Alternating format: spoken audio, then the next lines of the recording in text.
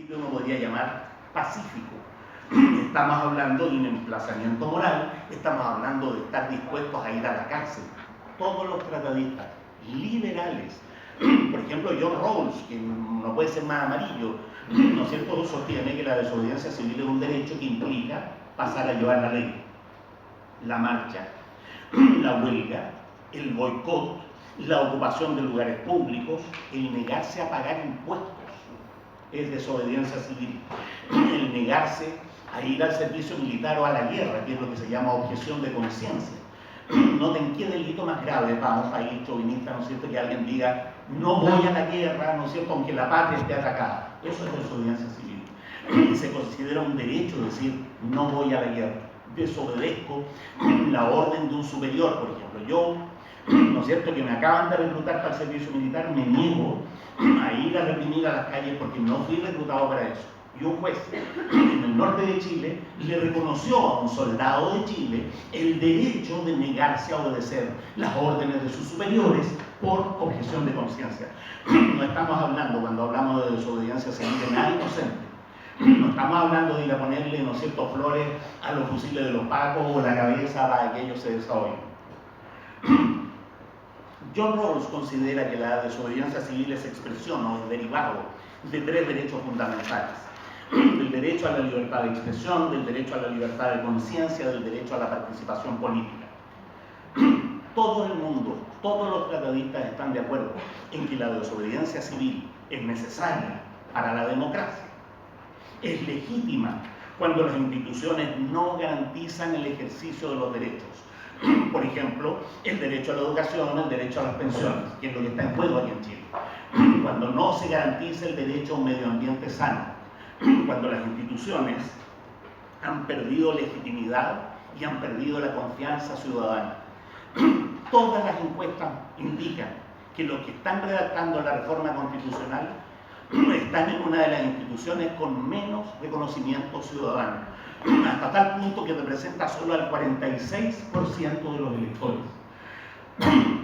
Cuando no confiamos en el Parlamento, cuando no confiamos en los partidos políticos, la desobediencia civil es necesaria. Lo que estamos haciendo es contraponer ideales de justicia, ideales de derecho, de participación democrática, a un Estado corrupto que ha regalado los recursos naturales al capital transnacional, a un Estado corrupto que no se hace cargo de los derechos económicos y sociales más básicos, que ha distorsionado los mecanismos de participación democrática, que criminaliza la protesta social. Desde un punto de vista marxista, ahora, la violencia estructural es la lucha de clases. Yo siempre digo que los marxistas no vamos, yo nací en marzo, soy marxista. Los marxistas no vamos a empezar una guerra. Ya estamos en guerra. Y esa guerra se llama lucha de clases. Y esa guerra es una guerra estructuralmente violenta. Y tenemos derecho a la violencia revolucionaria en contra de la violencia estructural. La violencia revolucionaria es la violencia contra el Estado de Derecho, que consagra como pilar fundamental la desigualdad, la explotación, la discriminación, la lucha de clases. Tenemos derecho a la violencia revolucionaria, que es un derecho histórico de resistencia ante la opresión, que no inventaron los marxistas. El punto es que no, ante esta guerra que es la lucha de clases, la solución no es la paz.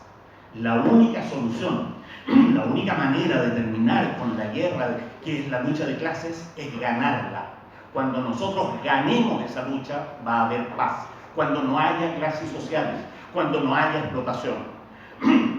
Sin embargo, puesto el derecho a la violencia revolucionaria en la mesa, tenemos derecho a terminar con la sociedad de clase que nos oprime.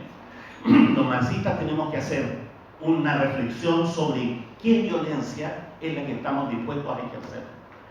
Porque nosotros queremos ejercer violencia sobre una situación violenta, sobre una violencia estructural que es injusta, que es opresiva. Deberíamos nosotros también incurrir en actos violentos que sean opresivos e injustos. El límite que tiene la violencia revolucionaria es respetar los derechos humanos, incluso de los enemigos. Hay una reflexión que los marxistas deberían hacer. Nuestros enemigos siguen siendo seres humanos y siguen teniendo derechos. No es contradictorio atacar a una clase sin necesariamente atacar físicamente, personalmente a cada uno de sus miembros.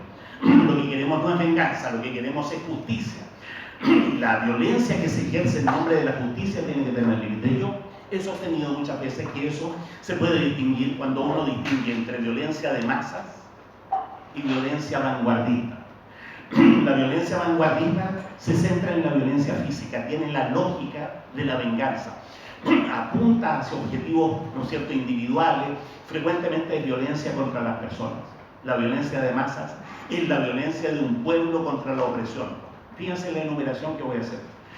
La marcha, la ocupación de lugares públicos, la objeción de conciencia, la toma, la sublevación popular son formas de violencia de masas. Ahí el número es relevante. Los vanguardistas de hoy, ya lo sabemos los marxistas, lo hemos experimentado a lo largo del siglo XX, son los futuros burócratas de mañana. Nosotros podemos, de manera legítima, directa, clara, reivindicar nuestro derecho a la violencia revolucionaria y al mismo tiempo condenar la violencia vanguardista como una violencia que desconoce los derechos más elementales del enemigo. Noten que, por lo tanto, estoy planteando una guerra desigual, porque el enemigo no reconoce nuestros derechos. En cambio, nosotros estamos obligados a reconocer los derechos del enemigo. Pero no estoy hablando de paz. Hoy día hablar de paz es una hipocresía. ¿Dónde hay paz? ¿De qué paz me está hablando? ¿Está dispuesto a pagar pensiones dignas? ¿Está dispuesto a terminar con la miseria de los hospitales? ¿Está dispuesto a terminar con las concesiones mineras? ¿Está dispuesto a terminar con los tratados de libre comercio que comprometen la soberanía nacional? Si no está dispuesto a eso, entonces no me hable de paz. Porque usted está encubriendo con la paz física la violencia estructural. Esa es la hipocresía fundamental. Pero además se trata de cambiar la Constitución. Yo, como digo, nací en marzo, pero yo creo que el gran estallido social de todos los chilenos no es por el socialismo ni para terminar con la lucha de clase. No sé si entiende. Solo un afiebrado vanguardista puede decir lo que se juega en las calles de Santiago en este momento es el socialismo. No, nadie ha planteado eso. Los comunistas no han planteado eso, los marxistas dentro del Frente Amplio, nadie ha planteado. Lo que queremos es cambiar la Constitución.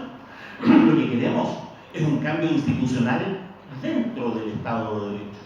Esto no califica como revolución, porque la revolución no es un acto global, histórico, de otra envergadura contra el Estado de Derecho. No es lo mismo cambiar un Estado de Derecho por otro. Lo que queremos es un Estado de Derecho que favorezca sistemáticamente al proletariado, así como este favorece sistemáticamente a la burguesía. Carlos Marx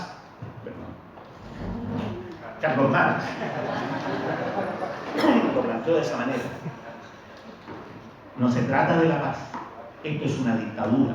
Y no es la dictadura de Sebastián Piñera y no es la dictadura de Pinochet. Esto es la dictadura de la burguesía, porque el Estado de Derecho favorece sistemáticamente a los propietarios de los medios de producción por sobre los trabajadores. Eso es una dictadura institucional, es una dictadura consagrada en la Constitución. No solo en el Estado subsidiario, sino ni más ni menos en la relevancia que tiene el derecho de propiedad, en las características que tiene el derecho de propiedad. Hacer una revolución en este país sería lograr una constitución que simplemente devuelva el derecho de propiedad. Los bienes comunes son de propiedad de todos los chilenos. Los medios de producción más importantes son de propiedad de todos los chilenos, pero no es eso lo que queremos. O por lo menos no en esta pasada, digamos. Nadie está proponiendo, ¿no es cierto?, expropiemos en COSUR, que se acabe Falabella. No estamos proponiendo eso. Lo que estamos proponiendo es una constitución democrática. Una constitución que cumpla con los estándares que la propia burguesía le ha dado a la democracia. Y esa constitución democrática tiene que cumplir con los derechos que en la propia tradición burguesa se han ido levantando como derechos fundamentales. No solo los derechos económicos, no solo los derechos políticos y civiles, sino también los derechos económicos y sociales, los derechos étnicos, los derechos de género, los derechos de las generaciones futuras. Eso es una constitución que va a seguir existiendo el capitalismo, en que vamos a asegurarle el derecho de propiedad, ¿no es cierto?, a los que ya la tienen, y sin embargo, vamos a dar un paso gigantesco hacia la democratización. Un paso gigantesco que nos va a permitir sobre esa base eventualmente proponernos una revolución y cambiar a la clase dominante. No es esa la base.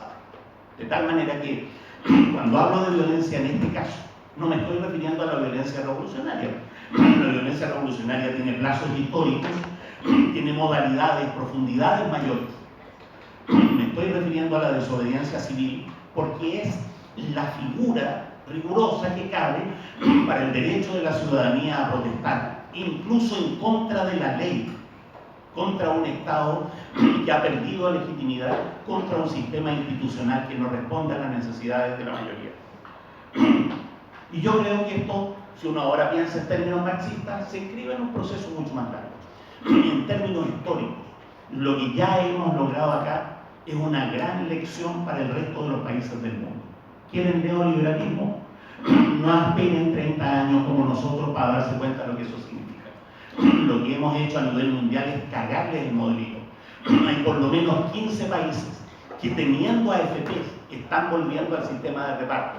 Y esta manifestación en Chile es una confirmación de que tienen razón. El país más envejecido del planeta, que es Japón, tiene un sistema de reparto para las pensiones. Y nosotros, con nuestra violencia, le estamos diciendo sí, tienen razón. En este país, después de 30 años de trabajo, hay gente que saca 20.000 o 30.000 pesos de pensión. Me estoy enojando. Yo tengo color irritable, se me enoja conversar.